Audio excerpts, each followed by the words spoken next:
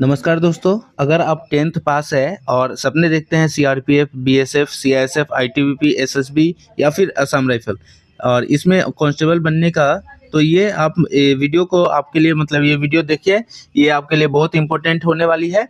और आज के इस वीडियो में हम बात करेंगे एसएससी जीडी जो कि 2026 के बारे में और notification, eligibility, exam pattern, syllabus, selection process और यहाँ इसका मतलब कंप्लीट प्रिपरेशन, यहाँ पे स्ट्रेटेजी देखेंगे।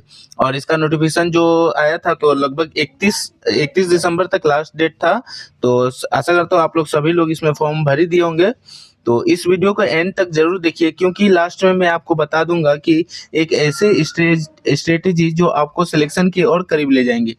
और एसएससी जीडी क्या है? तो एसएससी जीडी एक सेंट्रल गवर्नमेंट एग्जाम है जिसे स्टाफ सिलेक्शन कमीशन या फिर एसएससी कंडक्ट करती है। मतलब इसी को शॉर्ट फॉर्म में एसएससी बोलते हैं। और इस एग्जाम के थ्रू जवान भर्ती होती है जिसको कांस्टेबल भी कहते हैं। और जैसे कि BSF, CRPF, CISF, ITBP, SSB, Assam rifle और कुछ और फोर्सेस भी है, तो वो सब मतलब एक्स्ट्रा होती है। तो जैसे कि यहाँ पे और भी फोर्स हो गया, जैसे एनसीबी, ये सब और एसएसएफ, ये सब भी है। तो हर साल लाखों कैंडिडेट्स इस एग्ज़ाम को देते हैं, क्योंकि यह एग्ज़ाम देता है और सरकारी नौकरी, यूनिफॉर्म का सम्मान और जॉब सिक्योरिटी और स्टेबल फ्यूचर होता है। और एसएससी जीडी 2026 का नोटिफिकेशन जो कि मैं आपको बताया था, ये दिसंबर 1 तारीख से दिसंबर 31 तारीख तक था। और इसका लास्ट डेट ख़त्म हो गया है और आशा करता हूँ आप लोग भर भी दिए होंगे। और इसका एलिजिबिलिटी क्राइटेरिया क्या है, तो ये सब देखते हैं हम लोग। तो सबसे पहले बात करते हैं एलिजिबिलिटी क्राइटेरिया। तो एजुकेशन क्वालिफिकेशन इसमें क्या चाहिए, तो इसका 10th पास होता है। और 10th पास चाहे आपका कितना भी परसेंटेज हो तो इसमें एलिजिबल हो, मतलब सिंपल पास भी इसमें एलिजिबल है। और इसका एज लिमिट देखते हैं, तो मतलब एज लिमिट इसमें मिनिमम कम से कम 18 ईयर्स होना चाहिए और जनरल के लिए मैक्सिमम 23 ईयर्स होता है। और एससी, एसटी और ओबीसी कैंडिडेट्स को गवर्नमेंट रूल के अकॉर्डिंग एज रिलैक्सेशन भी मिलती है। और फिजिकल स्टैंडर्ड देखते हैं, तो एसएससी जीडी में फिजिकल बहुत इंपॉर्टेंट होता है। हाइट, जो कि हाइट इसमें होता है मेल के लिए 170 सेंटीमीटर और एससी एसटी के लिए यहाँ पे मतलब जनरल या फिर ओबीसी के लिए 170 सेंटीमीटर होता है और एससी एसटी के लिए 162.5 सेंटीमीटर होता है। और हाइट जो कि फीमेल के लिए, तो हाइट फीमेल के लिए होगा ओबीसी और जनरल के लिए 157 सेंटीमीटर और एससी एसटी के लिए 150 सेंटीमीटर। और इसका चेस्ट मेल के लिए होता है, तो ये 80 सेंटीमीटर नॉर्मल होता है और 85 इसमें एक्सपेंशन के साथ होता है। इसलिए अगर आप फिजिकल थोड़े वीक हैं तो थोड़ा आप लोग रनिंग स्टार्ट कर दीजिएगा। और सिलेक्शन प्रोसेस इसमें क्या होता है, तो एसएससी जीडी में सिलेक्शन 3 स्टेज में होता है। पहला स्टेज होता है यहाँ पे आपका, पहला स्टेज हो गया यहाँ पे कंप्यूटर बेस्ड टेस्ट जो कि एग्जाम। दूसरा स्टेज हो गया आपका पीटी या फिर पीएसटी। पीटी मतलब फिजिकल एफिशिएंसी टेस्ट और पीएसटी मतलब फिजिकल स्टैंडर्ड टेस्ट। और तीसरा स्टेज होता है इसमें मेडिकल एग्जामिनेशन। तीनों स्टेज क्लियर करना जरूरी होता है।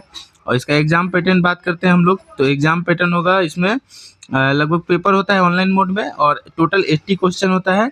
और इसमें मतलब इंग्लिश या फिर हिंदी, इसमें से दोनों में से कोई आप एक चूज कर सकते हैं। और इसके बाद यहाँ पे देखिए टोटल क्वेश्चन 80 होता है, टोटल मार्क्स होता है 160 जो कि 2 मार्क्स ईच होता है, मतलब एक क्वेश्चन 2 मार्क्स का होता है। और सब्जेक्ट का बात करें तो जनरल नॉलेज और जीएस जो कि 20 क्वेश्चन होता है, इसमें सारा सब्जेक्ट आ जाएगा। रीजनिंग होता है 20 मार्क्स, मतलब सॉरी 20 क्वेश्चन 40 मार्क्स। मैथ्स होता है 20 क्वेश्चन 40 मार्क्स।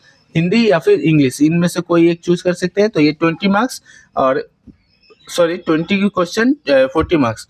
और हर क्वेश्चन का 2 मार्क्स होता है और गलत होने पे ये आपका 0.25 मार्क्स नेगेटिव होता है, तो ये कट जाता है। सिलेबस का बात करें हम लोग, तो सिलेबस यहाँ पे रीजनिंग, जो कि यहाँ पे रीजनिंग का यहाँ पे सिलेबस है, जो कि मेन सिलेबस इसमें से एनालॉजी आ जाएगा, सीरीज आ जाएगा, coding, decoding, direction, blood relation, इसी में से मतलब 80% आपका क्वेश्चन इसी में से कवर हो जाएगा। उसके बाद मैथ्स का देखते हैं, तो percentage, profit loss ratio, average, time and work, interest जो कि सिंपल इंटरेस्ट, कंपाउंड इंटरेस्ट, ये सब मेन होता है मैथ्स के लिए। और जीके जीएस हम लोग बात करें तो ये हिस्ट्री, ज्योग्राफी, पॉलिटी, साइंस और करंट अफेयर्स, ये सब होता है। और हिंदी या फिर इंग्लिश, ये दोनों में से आप कोई एक चूज कर सकते हैं। और हिंदी अगर लीजिएगा तो इसमें आपका व्याकरण होगा और इसमें जो भी मतलब वर्तनी होगा, ये सब मेन टॉपिक सब आप लोग देख लीजिएगा। विलोम शब्द होगा, कारक होगा, ये सब हिंदी में होगा। इंग्लिश में होगा grammar, vocabulary, error detection, fill in the blanks, ये सब मेन होगा। और इसमें प्रिपरेशन स्ट्रेटेजी देखते हैं, तो अगर आप सच में एसएससी जीडी 2026 को क्लियर करना चाहते हैं तो ये बातें फॉलो करनी होगी, जो कि आपको रोज कम से कम पढ़ना होगा और कम से कम मतलब जैसे कि कम से कम 4 या 5 घंटा पढ़ाई करना होगा, टॉपिक वाइज प्रिपरेशन करना होगा, रेगुलर मॉक टेस्ट देना पड़ेगा और फिजिकल ट्रेनिंग पैरेलल में रखना होगा। और इसमें सिर्फ पढ़ाई काफ़ी नहीं है, इसमें प्रैक्टिस और कंसिस्टेंसी भी चाहिए। और इसमें कॉमन मिस्टेक्स क्या होता है, तो बहुत सारे एस्पिरेंट ये गलती कर देते हैं, फिजिकल को इग्नोर करना, मॉक टेस्ट ना देना और रैंडम यूट्यूब वीडियोस को देखना और डिसिप्लिन के बिना पढ़ाई करना। तो ये सब मतलब आप लोग को यहाँ पे अवॉइड करना है। तो यहाँ पे देखिए ये सब हम लोग बात कर चुके हैं, जो कि लगभग इसी हिसाब से होता है। तो आशा करता हूँ आपको यहाँ पे वीडियो समझ में आ गया होगा। वीडियो समझ में आया तो वीडियो को लाइक करें, चैनल को सब्सक्राइब करें। फिर मिलते हैं अगली वीडियो में। जय हिंद।